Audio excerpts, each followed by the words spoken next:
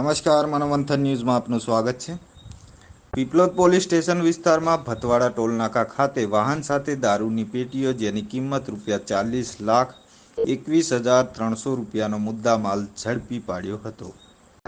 દેવગઢ બારિયા તાલુકાના Piplod police station હદ વિસ્તારમાં આવેલ ભતવાડા ટોલનાકા ઉપર પીપલોદ પોલીસ ટીમ વાહન ચેકિંગમાં હતા, જેમાં આગામી તહેવારો નવરાત્રી, દશેરા, દિવાળી જેવા તહેવારોને લઈ પીપલોદ પોલીસ સ્ટેશનના police sub inspector DI Solanki સહિત પોલીસ ટીમ નાઓ પોલીસ સ્ટેશન વિસ્તારમાં નાઇટ પેટ્રોલિંગ દરમિયાન ભતવાડા ટોલનાકા ખાતે વાહન ચેકિંગમાં હતા। તે દરમિયાન પોલીસ કોન્સ્ટેબલ નાઓને દારૂ અંગેની બાતમી મળેલ કે અશોક લેલન્ડ કન્ટેનર ગાડી જેનો નંબર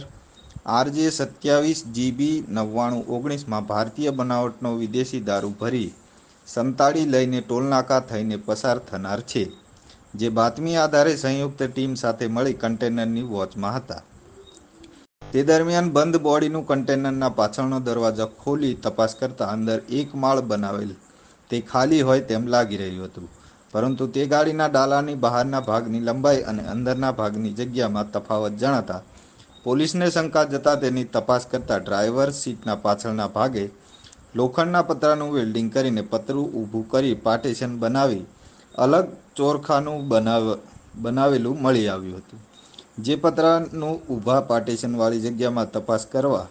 પતરાને કાઢીને અંદર ચેક કરતા ભારતીય બનાવટના વિદેશી દારૂની અલગ અલગ બ્રાન્ડની ખાખી પૂંઠાની